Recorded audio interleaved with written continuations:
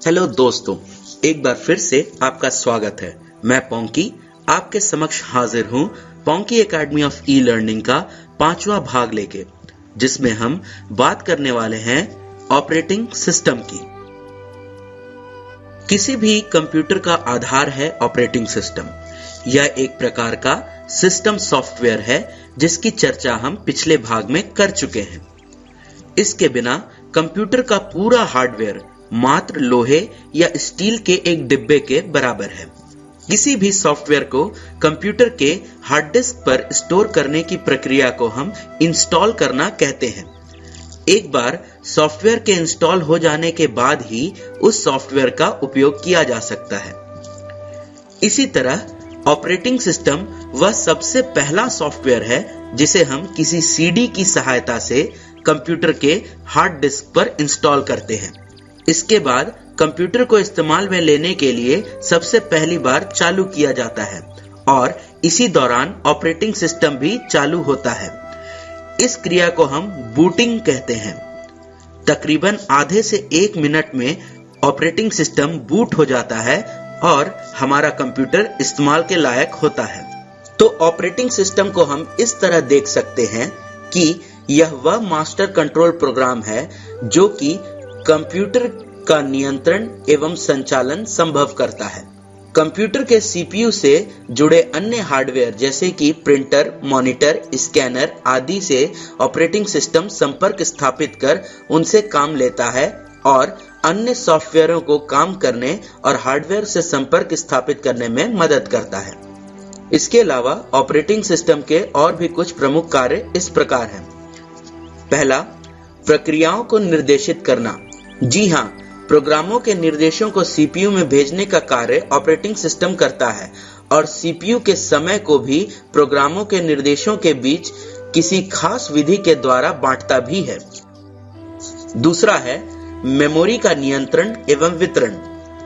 Operating system इस बात का ख्याल रखता है कि जब कोई प्रोग्राम इनपुट आउटपुट की प्रक्रिया करे तो वह अपने डाटा को अपने निर्धारित स्थान पर ही स्टोर करे ताकि दूसरे प्रोग्राम सुचारू रूप से काम कर सके। इसके अलावा किसी प्रोग्राम को मेमोरी में कितनी जगह देनी है यह भी ऑपरेटिंग सिस्टम ही तय करता है। तीसरा है इनपुट आउटपुट युक्तियों और प्रक्रियाओं का संचालन। जी हाँ, इनपुट डिवाइस से डाटा को सीपीयू तक पहुंचाने और सूचनाओं को सीपीयू से आउटपुट डिवाइस तक पहुंचाने का कार्य ऑपरेटिंग सिस्टम ही करता है। इसके बाद है फाइल मैनेजमेंट। कंप्यूटर में विभिन्न तरीके की फाइलें होती हैं जैसे कि टेक्स्ट डॉक्यूमेंट, चित्र, चलचित्र यानी वीडियो, गाने आदि।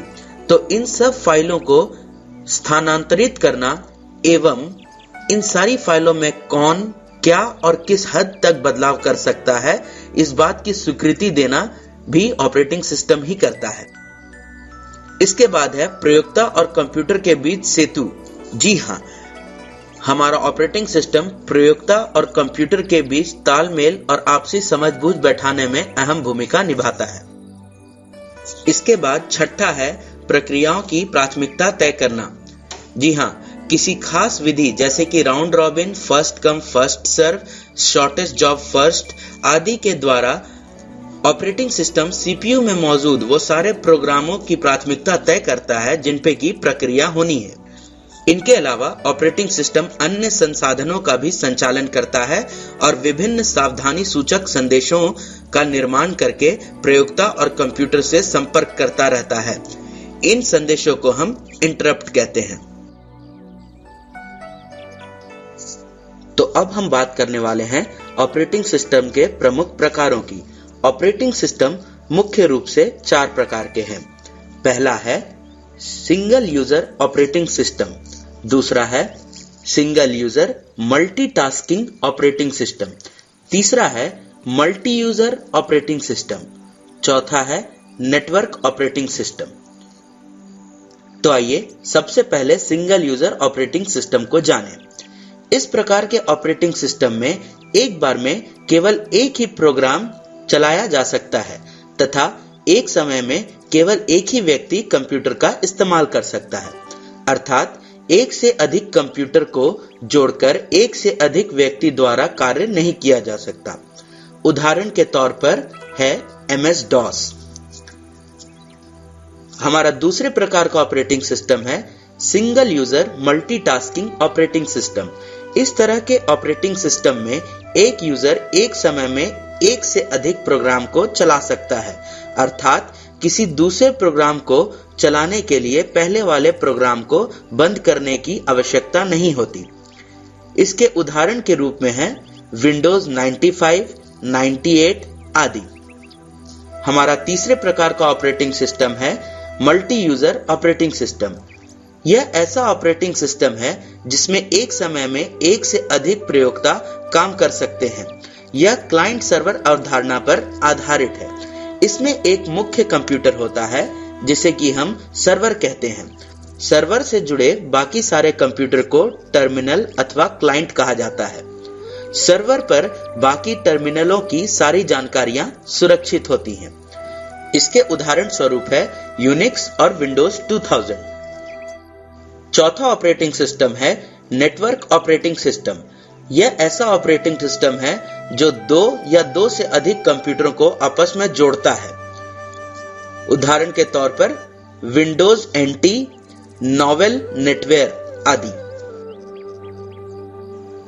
तो आइए अब चर्चा को आगे बढ़ाते हुए बात करते हैं कुछ ऐसे अवधारणाओं यानी कॉन्सेप्ट्स की जिनके आधार पर बहुत सारे ऑपरेटिंग सिस्टम कार्य करते हैं। ऑपरेटिंग सिस्टम के मामले में अवधारणाएं मुख्यतः तीन प्रकार की हैं। पहला है मल्टी प्रोग्रामिंग, दूसरा है मल्टी प्रोसेसिंग और तीसरा है बैच प्रोसेसिंग।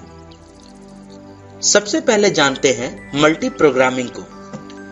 सीपीयू की क्षमता का अधिक से अधिक प्रयोग करने के लिए इस तकनीक का विकास हुआ था।